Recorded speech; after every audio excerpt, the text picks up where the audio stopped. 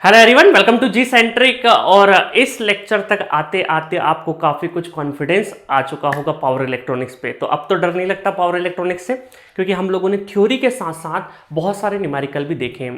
देखिए गाइस, एक common question आ रहा है कि बहुत सारे स्टूडेंट्स को रेक्टिफायर में थ्री फेज जो रेक्टिफायर है उसको थोड़ा सा विजुलाइज करने में थोड़ी सी दिक्कत आ रही है। बट डरिए मत, ये सबके साथ होता था, मेरे साथ भी होता है, सभी स्टूडेंट के साथ होता है कि रेक्टिफायर जो कि है, अगर हम लोग पावर इलेक्ट्रॉनिक्स की बात करें तो बेसिक्स हो गया, दूसरा रेक्टिफायर, चॉपर और इन्वर्टर, है ना। इन्वर्टर अभी पढ़ रहे हैं हम लोग, तो इन्वर्टर अभी तक तो आपको काफी इजी लगा होगा और मैक्सिमम क्वेश्चन जो 60-70% जो क्वेश्चन पूछे जाते हैं वो आपने कवर कर लिए। 30-40% जो कि रिसेंट ट्रेंड का टॉपिक है, that is voltage control technique. Recent year में, रिसेंट ईयर जब भी मैं बोलता हूं इसका मतलब 2016 के बाद से वोल्टेज कंट्रोल टेक्निक के ऊपर क्वेश्चंस पूछे गए हैं, रिसेंट ट्रेंड है। और यहां से कोई टफ क्वेश्चन नहीं है, इजी क्वेश्चन ही पूछे जाते हैं। तो आपको अगर तीनों टॉपिक कंपेयर करें, रेक्टिफायर, इन्वर्टर, चॉपर, तो इसमें रेक्टिफायर में सबसे ज्यादा फॉर्मूले मिलते हैं, वैरायटी सबसे ज्यादा मिलती है। तो आपको बट ऑब्वियस है कि थोड़ा सा मेहनत तो नहीं बोलूंगा, मैं बोलूंगा नंबर ऑफ रिविजन्स। तो जो नंबर ऑफ रिविजन्स आपके चॉपर इन्वर्टर में लगेंगे उससे थोड़े से ज्यादा लगेंगे आपको रेक्टिफायर में। और धीरे धीरे जब क्वेश्चंस आप देखोगे, क्वेश्चंस को क्रैक करने के लिए मैंने हर जरूरी चीज सारी बता दी कि क्वेश्चन को क्रैक कैसे करना है। क्वेश्चन को पढ़िए, ठीक है, उसको देखिए कि वो किस सेगमेंट से, जो हमने थ्योरी पढ़ा उससे एक्सेस करिए और जो फॉर्मूले आपको सिखाए वो करते रहिए। तो रेक्टिफायर पूरा कंप्लीट करने के बाद 2-4 बार रिवीजन करने के बाद अपनी हैंड राइटिंग में थोड़े से शॉर्ट नोट्स बना लीजिए, ठीक है, जिससे कि आपको क्वेश्चंस करने में हेल्प होगी। और बहुत ज्यादा थ्योरेटिकल डेरिवेशंस इनकी याद रखने की नीड नहीं है, समझने के लिए जरूरी था, इस वजह से हमने कई सारी जगह पर डेरिवेशंस वगैरह करे। बट ऐसा जब आपने क्वेश्चंस देखे होंगे तो उनकी जरूरत ही नहीं पड़ी उन डेरिवेशंस की, तो थोड़ा सा स्मार्टली चलना है, ठीक है। तो चलिए अब इन्वर्टर की बची हुई जर्नी को भी कंप्लीट कर देते हैं। तो पूरे इन्वर्टर को हम लोगों ने 4 सेगमेंट में बांटा था, number 1, number 2, number 3 and number 4। तो 3 सेगमेंट्स हम लोग कवर कर चुके हैं। अब देखिए, इसमें जो सबसे ज्यादा इंपॉर्टेंट था, आपको मैंने करंट सोर्स पढ़ाते टाइम पर बताया था कि बहुत ज्यादा इंपॉर्टेंट नहीं है। गेट में 20-25 साल के इतिहास में मुश्किल से कुछ थ्योरेटिकल क्वेश्चंस को अगर छोड़ दे तो न्यूमेरिकल एक आध बार ही आया है। तो बहुत ज्यादा क्वेश्चंस यहां से फ्रेम नहीं होते। हाँ, नॉन गेट एग्जामिनेशन में कुछ थ्योरेटिकल पॉइंट जो कि हमने पढ़े हैं वो आते हैं। बात करें हम लोग सिंगल फेज और 3 फेज, जो कि वोल्टेज सोर्स इन्वर्टर है, यही सबसे ज्यादा हमारा यूज होने वाला, कमर्शियल एप्लीकेशंस में सबसे ज्यादा वोल्टेज सोर्स इन्वर्टर यूज होता है। और ये जो वोल्टेज कंट्रोल टेक्निक पढ़ेंगे ये भी हम लोग कहीं ना कहीं वोल्टेज सोर्स इन्वर्टर के ऊपर ही पढ़ेंगे। तो हमारा जो सर्क्यूट रहेगा जिसके ऊपर कंट्रोल टेक्निक लगाएंगे ना, टेक्निक लगाने के लिए कुछ ना कुछ तो सर्क्यूट होना चाहिए। तो सर्क्यूट कौन सा रहेगा हमारा? यही हमारे हाफ ब्रिज और फुल ब्रिज सर्क्यूट्स ही रहेंगे। और ज्यादातर मैक्सिमम टाइम हमारा सिंगल फेज ही रहेगा और कुछ टाइम 3 फेज के ऊपर। एज सच हमारे यूजी लेवल में 3 फेज के ऊपर वोल्टेज कंट्रोल टेक्निक का बहुत डिटेल वर्जन नहीं है, बट स्मॉल इंट्रोडक्शन में मैं आपको फॉर्मूले बता दूंगा जो कि लगेंगे। आज तक कभी क्वेश्चंस भी नहीं आए वोल्टेज कंट्रोल टेक्निक 3 फेज के ऊपर, ठीक है।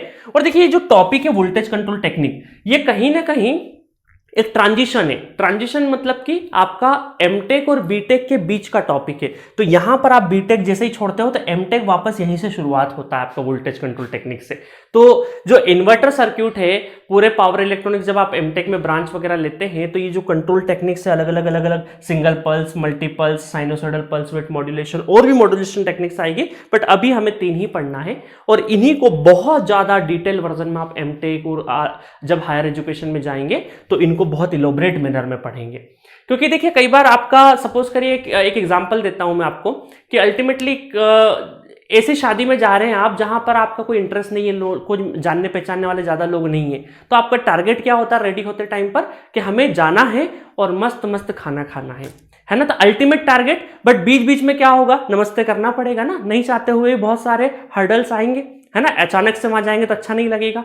तो सिमिलरली जब हम लोग वोल्टेज कंट्रोल टेक्निक है तो इसका अल्टीमेट गोल जो है वो है हार्मोनिक रिडक्शन। अल्टीमेटली कर क्यों रहे हैं हम लोग? हार्मोनिक रिडक्शन की वजह से कर रहे हैं। हार्मोनिक को रिड्यूस करना है, जितना ज्यादा हम लोग फाइन, जितना ज्यादा हम लोग क्वालिटी वेवफॉर्म प्रोवाइड करें हमारे कस्टमर को, उतना सुटेबल रहेगा। तो क्वालिटी वेवफॉर्म बनाने के लिए हमें अनवांटेड पैरामीटर्स हटाने पड़ेंगे। इन्वर्टर है चूंकि, तो आउटपुट वेवफॉर्म हमारा प्योर साइनोसॉइडल होना चाहिए। अगर प्योर नहीं है, क्योंकि प्योर तो क्या होता है, आइडियल तौर पर होता है, तो प्रैक्टिकली नियर, जितना नियर हम साइनोसॉइडल के जा पाएंगे उतना अच्छा हमारा प्रोडक्ट सेल होगा। क्योंकि अल्टीमेटली जब आप एमटेक करेंगे, कुछ भी प्रोडक्ट डिजाइन करेंगे, तो उसका कॉस्टिंग, उसका सेलिंग, क्योंकि अल्टीमेटली वो मार्केट में चलेगा कि नहीं चलेगा ये बात भी आपको ध्यान में रखना है ना। ऐसा नहीं कि आइडियली बहुत बड़ा अच्छा सर्किट बना दिया और उसका कॉस्ट ही हम लोग जस्टिफाई नहीं कर पा रहे। समझ में आया? तो इस वोल्टेज कंट्रोल टेक्निक में बहुत मजा आएगा। अब देखिए टॉपिक ऐसा है ना, इसको अगर चाहें तो 10 मिनट के अंदर भी खत्म कर सकते हैं और हमारे सारे के सारे गेट में पूछे हुए क्वेश्चंस भी कर सकते हैं। ये जो इंटरनल वोल्टेज कंट्रोल टेक्निक है, एक्सटर्नल तो बहुत ज्यादा नहीं आता, इसके ड्रॉबैक्स है कुछ ना कुछ, वो आगे पढ़ेंगे हम लोग।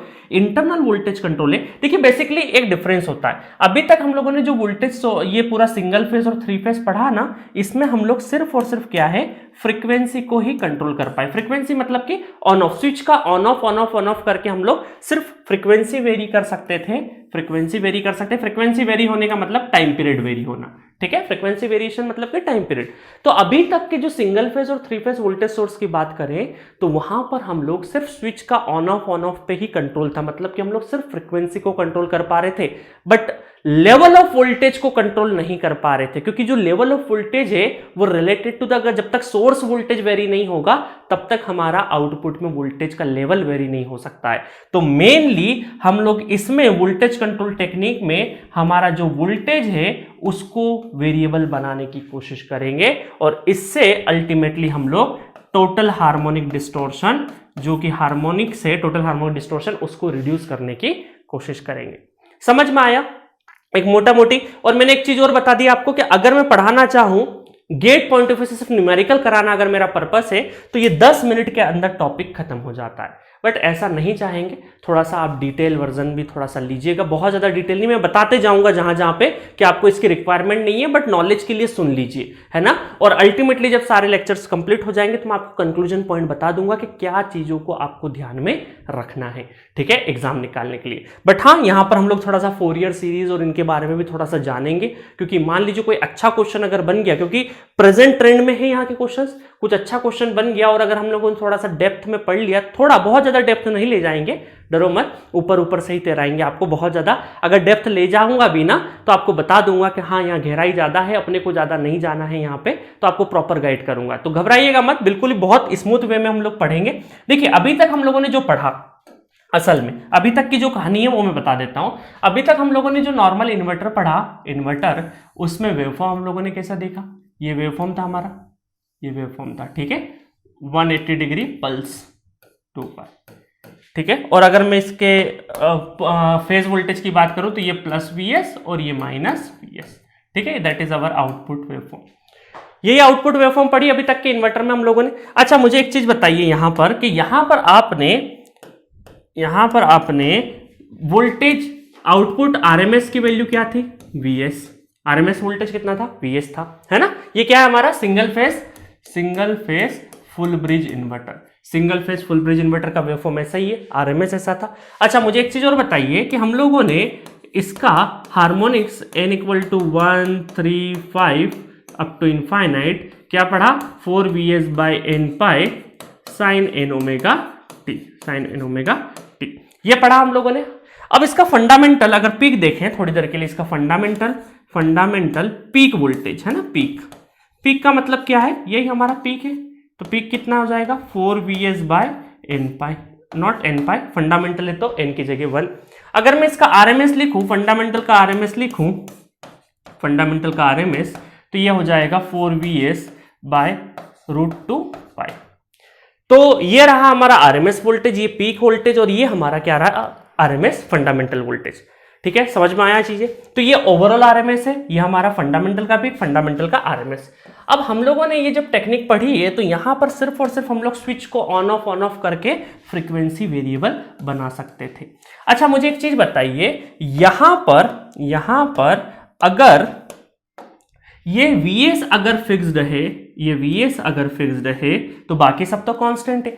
अगर हमारा सप्लाई वोल्टेज Vs जो है अगर वो फिक्स्ड है, तो क्या बाकी के वोल्टेज अगर Vs फिक्स्ड है तो आपका VR हो जाए, या फिर फंडामेंटल का पीक हो जाए, ठीक है, या फिर फंडामेंटल का RMS हो जाए, तीनों को क्या हम लोग वेरी कर सकते हैं इनका।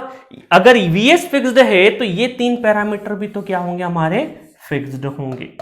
तो जब तक हम लोग सप्लाई को वेरी नहीं कर देते है ना। वीएस वोल्टेज, सप्लाई वोल्टेज को अगर जब तक वेरी नहीं कर सकते, जब तक हम लोग हमारा ओवरऑल आरएमएस, फंडामेंटल का आरएमएस, फंडामेंटल का पीक, इन वोल्टेजेस को भी वेरी नहीं कर सकते।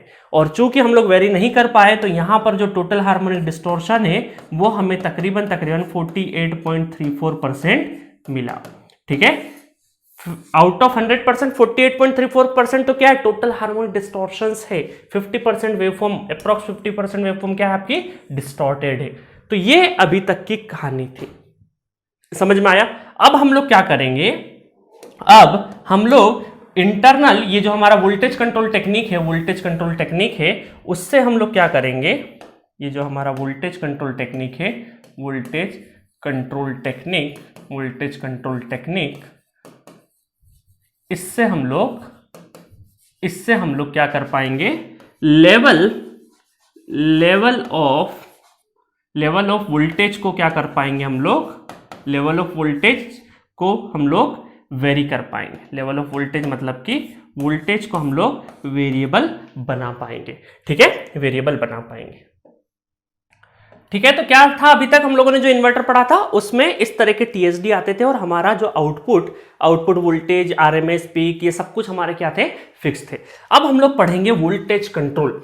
अब वोल्टेज कंट्रोल टेक्निक दो तरीके से होती है, एक्सटर्नल वोल्टेज कंट्रोल। अब इस वोल्टेज कंट्रोल में हम लोग आउटपुट वोल्टेज और फ्रीक्वेंसी दोनों को हम क्या बना सकते हैं, वेरिएबल बना सकते हैं, दोनों को वेरिएबल बना सकते हैं। और इसका पर्पस क्या है, अल्टीमेट पर्पस, जैसे हमारा शादी में जाने का, किसी अननोन शादी में है ना, जान पहचान की शादी में तो हम लोग क्या है, खाने के पहले 2-4 लोगों से नहीं मिले जब तक खाना क्या पचा है ना, तो हम लोग क्या करते हैं, किसी अनजान शादी में अगर आपको जाना है जहां ज्यादा जान पहचान के लोग नहीं है, अल्टीमेटली गिफ्ट देना है, फटाफट बेमन से रूखे मन से स्टेज पे जाना है, गिफ्ट देना है, फटाफट खाना है ना।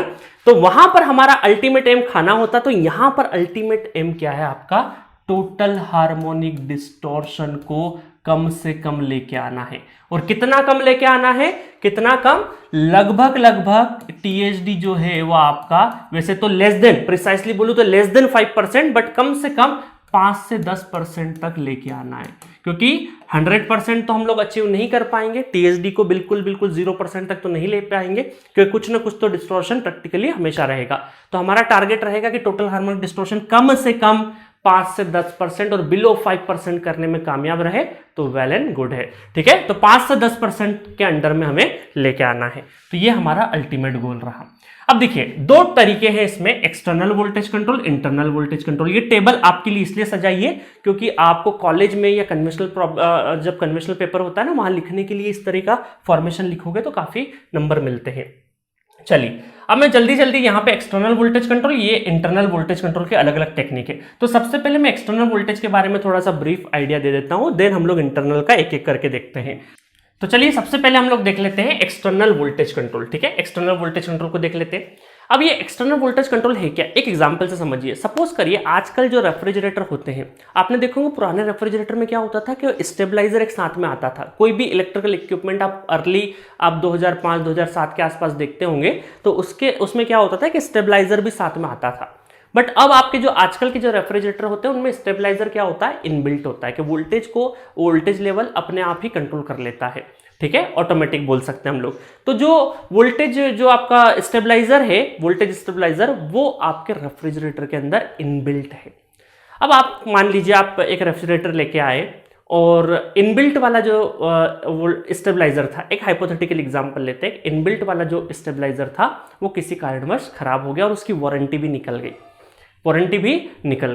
अब आप बोलेंगे कि वापस अगर उस फ्रिज को लेके जाएंगे कंपनी पे तो उसका जो कॉस्ट था वो बहुत हाई था। तो आपने सोचा कि काम करते हैं, इसका इंटरनल खराब हो गया तो हम अलग से स्टेबलाइजर लेके आ गए, जिसको हम लोग भारतीय भाषा में बोलते हैं जुगाड़, है ना। हमने क्या किया, अलग से स्टेबलाइजर लेके आए, अंदर वाला खराब हो गया, ठीक है, अब कंपनी में बदलने जाएंगे तो बहुत ज्यादा पैसा मांग रहा है, इतने में तो थोड़ा और मिला के तो नया आ जाएगा, है ना। हिंदुस्तानी दिमाग ऐसे सोचता है। तो उसने सोचा एक काम करते, नए तो लेना नहीं है, अब सस्ता सुंदर टिकाऊ एक स्टेबलाइजर लेके आ गए, वो फ्रिज के ऊपर, रेफ्रिजरेटर के ऊपर हम लोगों ने रख दिया और उसको किसी तरीके से हम लोग समहाउ सक्सेसफुल हो गए कि कनेक्ट कर दिया। अब आपका स्टेबलाइजर चल गया। अब आपका रेफ्रिजरेटर विथ स्टेबलाइजर हो गया। अभी जो स्टेबलाइजर आपने लगाया था वो इंटरनल तो खराब हो गया था, अब ये कैसे लगाया, एक्सटर्नली लगाया। अब एक्सटर्नल लगाने के डिसएडवांटेज तो होंगे, क्या क्या होंगे, अननेसेसरी आपने एक साइज जो स्टेबलाइजर छोटा सा था कंपनी का उसको इतने बड़े साइज से आपने रिप्लेस किया, ठीक है।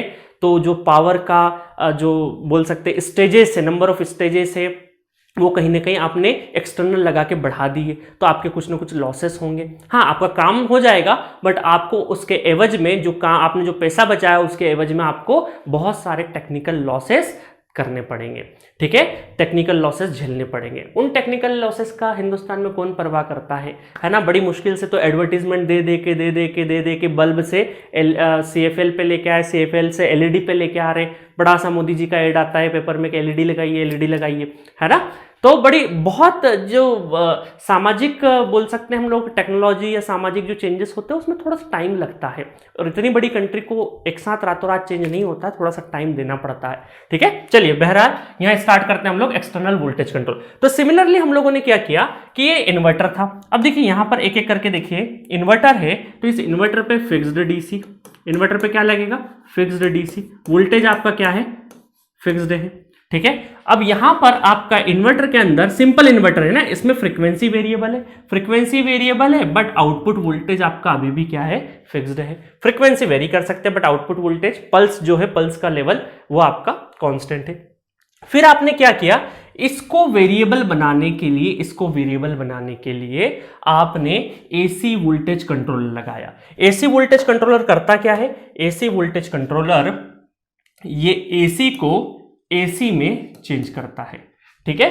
ये आपका बोल सकते हैं फिक्स्ड, ये फिक्स्ड जो था, फिक्स्ड AC को वेरिएबल AC में कन्वर्ट करता है, ठीक है। ये गेट के सिलेबस में नहीं है ना, AC वोल्टेज कंट्रोलर्स आपके गेट के सिलेबस में नहीं है। तो फिक्स्ड AC को वेरिएबल AC में कन्वर्ट करता है। तो वेरिएबल AC क्या हो जाएगा आपका, अब आपका जो आउटपुट वोल्टेज, यही आउटपुट वोल्टेज जो फिक्स्ड था, अब आउटपुट वोल्टेज वेरिएबल हो गया। तो अल्टीमेटली हमें इन्वर्टर का आउटपुट चाहिए था वेरिएबल, बट उसके साथ साथ हमें उस वोल्टेज को वेरिएबल बनाने के लिए हमें एक AC वोल्टेज कंट्रोलर, एक और पावर इलेक्ट्रॉनिक्स इक्विपमेंट हमें लगाना पड़ गया, ठीक है, to achieve variable output voltage. अब हमारा फ्रीक्वेंसी भी वेरिएबल है और आउटपुट वोल्टेज भी वेरिएबल है, एक तो ये तरीका। दूसरा तरीका एक और है कि चॉपर में क्या होता है, फिक्स्ड DC, अगेन चॉपर में क्या है, फिक्स्ड DC को चॉपर क्या करता है आपका, वेरिएबल आउटपुट में बना देता है, वेरिएबल DC है ना, DC से DC में कन्वर्ट करता है चॉपर, और आपका जो आउटपुट वोल्टेज है वो बना देगा वेरिएबल। अब ये वेरिएबल वोल्टेज जो कि इन्वर्टर के लिए क्या काम करेगा, सप्लाई का काम करेगा, है ना। तो V0 में बोल के इसको ऐसा बोल देते, V0 नहीं बोल के इसको इन्वर्टर के सेंस में बात कर रहे हैं। तो वैसे तो आउटपुट चॉपर का है, बट ये जो इनपुट जो है इन्वर्टर का है ना। तो मैंने V0 की जगह इन्वर्टर के सेंस, क्योंकि अब इन्वर्टर पढ़ रहे हैं तो उसके लिए मैंने VS ले लिया। तो जो इन्वर्टर में जाने वाला जो इनपुट है और चॉपर से आने वाला जो आउटपुट है वो एक ही वोल्टेज है, और चॉपर ने फिक्स्ड वोल्टेज को वेरिएबल वोल्टेज में बना दिया और ये वेरिएबल वोल्टेज मतलब कि इन्वर्टर के ऊपर आपका वेरिएबल इनपुट है, तो आपका जो आउटपुट है, क्योंकि फ्रीक्वेंसी तो वेरी हो जाएगा इन्वर्टर से, नॉर्मल इन्वर्टर से, तो आपका आउटपुट वोल्टेज और फ्रीक्वेंसी भी क्या है, वेरिएबल बन जाएंगे। तो अल्टीमेटली हम लोग देखिए दो तरीके हुए हमारे, कि या तो इन्वर्टर के आउटपुट साइड एक इक्विपमेंट लगा दे जिससे कि हम लोग वोल्टेज को, जो इन्वर्टर का आउटपुट वेवफॉर्म है उसको वेरिएबल बना दे, और दूसरा तरीका है कि इनपुट को ही चेंज कर दो डायरेक्टली। अब इनपुट को डायरेक्टली तो चेंज नहीं कर सकते, उसके लिए हमको फिर एक चीज की मदद लेनी पड़ेगी, जो कि एक और आपका क्या है, पावर इलेक्ट्रॉनिक्स डिवाइसेस, ठीक है, चॉपर। तो इसमें क्या हुआ कि आपका AC वोल्टेज कंट्रोलर यूज हो रहा था, इसमें चॉपर यूज हो रहा था। ये तो मैंने दो ही एग्जांपल बताया। PS भीमरा में जाइएगा तो बहुत सारे 5-7 डायग्राम बने होंगे अलग अलग, अनकंट्रोल्ड रेक्टिफायर, कंट्रोल्ड रेक्टिफायर, इस तरीके से भी बहुत सारे डायग्राम बने होंगे, उनको भी आप एक बार एक्सप्लोर कर लीजिए। कॉलेज में लिखने का आए ना तो PS भीमरा वाला डायग्राम छाप देना, ठीक है, 5-7 ऐसे बने होंगे, नंबर अच्छा मिलता है। चलिए, तो बहरहाल हमें दो ही चीजें पता थी और दोनों से हमारा समझ में आ गया, कॉन्सेप्ट समझाना था मुझे। अब देखिए इसमें क्या है, इसमें भी आप वोल्टेज को क्या है एक्सटर्नली वोल्टेज को कंट्रोल कर पाए। एक्सटर्नली क्यों? क्योंकि एक्सटर्नली हमें कुछ ना कुछ डिवाइसेस यूज करने पड़ रहे थे। अब इसकी वजह से ड्रॉबैक तो बहुत सारे हैं, है ना। जैसे हम लोग रेफ्रिजरेटर में अलग से स्टेबलाइजर लेके आए थे तो हमारे साथ गड़बड़ी हो रही थी, तो यहां पर भी एक्सटर्नल के साथ एक पहला चीज क्या है, क्योंकि हम तलाश में किसकी है, टोटल हार्मोनिक डिस्टॉर्शन, हार्मोनिक्स को कम करने की तलाश में है। बट आपने तो एक एक डिवाइसेस और बढ़ा दिए जिसकी वजह से इनका खुद के भी तो हार्मोनिक्स होंगे। तो जैसे जैसे नंबर ऑफ स्टेजेस बढ़ेगी, जितनी नंबर ऑफ स्टेजेस बढ़ेगी, हर एक इक्विपमेंट का अपना अपना हार्मोनिक कंटेंट भी होगा। इस वजह से ओवरऑल हार्मोनिक्स तो क्या हो जाएंगे आपके, इंक्रीज हो जाएंगे। तो ये बिगेस्ट ड्रॉबैक है। दूसरा क्या है आपका कि साइज और वेट आपका बल्कि हो जाएगा, साइज और वेट बल्कि हो जाएगा। अब आप थोड़े बहुत हार्मोनिक्स को रिड्यूस करना भी चाहेंगे तो उसके लिए जो फिल्टर का साइज लगेगा वो भी बड़ा लगेगा। तो ये कुछ ड्रॉबैक्स है यहाँ पे, ठीक है। पावर लॉस भी होगा आपका। तो ये मैंने ड्रॉबैक्स यहाँ पे लिख दिए हैं कि आपके एक्सटर्नल वोल्टेज कंट्रोल के कुछ ड्रॉबैक्स है, वो मैंने यहाँ पे लिख दिए। As the number of stages increases, थोड़ा सा बड़ा बता देता हूँ फिर छोटा कर दूंगा, ठीक है, आपको लिखने में सही रहेगा। As the number of stages increase there is a increase in power loss. Obviously एक स्टेजेस इंक्रीज होगी तो पावर लॉस इंक्रीज होगा। Size and weight increases. As the number of stages increase harmonic content is also increases. Filter requirement become costlier, क्योंकि harmonic content ज्यादा होंगे तो अगर हम लोग समहाउ हायर ऑर्डर हार्मोनिक्स को अगर एलिमिनेट करना चाहेंगे तो हमें जो फिल्टर लगाना पड़ेगा, LC फिल्टर, L फिल्टर, ये भी क्या हो जाएगा, इसका साइज भी बढ़ जाएगा, कॉस्टलियर हो जाएगा, ठीक है। तो इस वजह से हम लोग क्या यूज करते हैं, इंटरनल वोल्टेज कंट्रोल यूज करते हैं, क्योंकि हमें एक्सटर्नल में कुछ ड्रॉबैक्स का सामना करना पड़ेगा। These are the drawbacks of external voltage control technique. इस वजह से हम लोग काय पे जाते हैं, इंटरनल वोल्टेज कंट्रोल पे जाते हैं, जिसमें हम लोग क्या यूज करते हैं, यूजिंग PWM।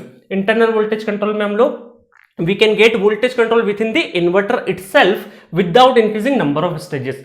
इन्वर्टर के अंदर ही कुछ इस तरीके से टेक्निक लगाएंगे कि जिससे कि आपके क्या हो जाएंगे, आपके हार्मोनिक्स कम हो जाएंगे, ठीक है। तो वोल्टेज को भी कंट्रोल कर पाएंगे और हार्मोनिक्स भी कम हो जाएंगे। Some of the lower order harmonics can also be eliminated, this improves the quality of waveform. अब इंटरनल वोल्टेज कंट्रोल से दो फायदे मिल रहे हैं हमें, एक तो हमारा हार्मोनिक्स भी रिड्यूस हो रहा है और दूसरा वोल्टेज वेरिएबल भी बन जा रहा है। बट एक्सटर्नल से क्या हो रहा था, वोल्टेज तो वेरिएबल बना दे रहे थे हम लोग, एक्सटर्नल में क्या हो रहा था, वोल्टेज तो वेरिएबल बना दे रहे थे बट उसकी हमें बहुत ज्यादा कीमत चुकानी पड़ रही थी। हार्मोनिक्स बढ़ेंगे, फिर उसको एलिमिनेट करने के जो तरीके हैं वो भी बढ़ेंगे, फिल्टर बढ़ेगा।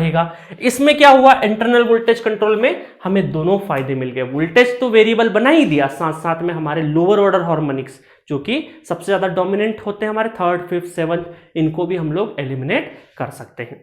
अब देखिए, अब पढ़ेंगे पूरा डिटेल में हम लोग इंटरनल वोल्टेज कंट्रोल टेक्निक। इसमें देखिए मैंने कुछ अलग अलग तरीके से बांटा है।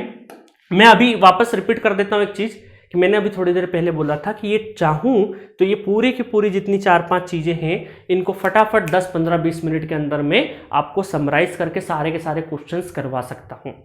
बट वो समरी में आपको फील नहीं आएगा। ऑफलाइन क्लासेस में क्या होता है कि बहुत ज्यादा डिटेल में नहीं पढ़ाते, टाइम भी कम रहता है सच बताऊं तो इसलिए हम लोग क्या करते हैं, इसका बहुत ही कॉम्पैक्ट फॉर्म में समरी लिखवा के, क्योंकि उसकी जरूरत नहीं है, क्वेश्चंस आप ऐसे भी क्रैक कर लेंगे, ठीक है। बट अब हम लोग ऑनलाइन प्लेटफॉर्म पे, हमारे पास समय का बाउंडेशन नहीं है तो थोड़ा सा डेप्थ में जाएंगे, बहुत ज्यादा नहीं। आपको ऐसा नहीं कराऊंगा कि आउट ऑफ बॉक्स चीजें पढ़ाऊंगा, उसकी जरूरत नहीं है। स्टिक टू दी कॉन्सेप्ट और बहुत ही मजेदार तरीके से कुछ चीजें बताऊंगा जो कि आपका दिमाग थोड़ा सा ओपन कर देगा। क्यों बताऊंगा इसमें, इसलिए डेप्थ थोड़ी सी जरूरी है क्योंकि रिसेंट ट्रेंड में 2016 के बाद से लगा के 2016 से लगाकर 2021 के बीच में काफी क्वेश्चंस पूछे गए हैं internal voltage control. In control techniques के ऊपर आपको हर एक साल छोड़ के या रिपीटेड मैनर में भी आपसे क्वेश्चंस पूछे गए हैं। तो इस वजह से जो हम लोगों ने, देखिए सर्क्यूट आपको अलग से नहीं पढ़ना है क्योंकि सिंगल, इसमें पूरे में हमारा जो सर्क्यूट मेनली यूज होगा वो कौन सा होगा, हमारा single phase full bridge inverter. Single phase full bridge inverter ही यूज होगा। उसी डायग्राम को बार बार नहीं बनाना है, वो डायग्राम पता है, उसका ऑपरेशन पता है आपको ऑलरेडी, है ना। ऑलरेडी आप यहां पर पूरा का पूरा डिटेल वर्जन में पढ़ चुके हो, तो इन्हीं के ऊपर ये टेक्निक सुपर इंपोज करेंगे हम लोग, तो आपको बार बार सर्क्यूट डायग्राम नहीं बनाना पड़ेगा, ये आपका फायदा है। तो आप बहुत ही अच्छे ढंग से, बहुत ही तरीके से, स्टेप बाय स्टेप और एक ऑर्गेनाइज तरीके से ये चैप्टर पढ़ाऊंगा और इस चैप्टर को बहुत इंटरेस्ट के साथ आपको पढ़ना है, ठीक है।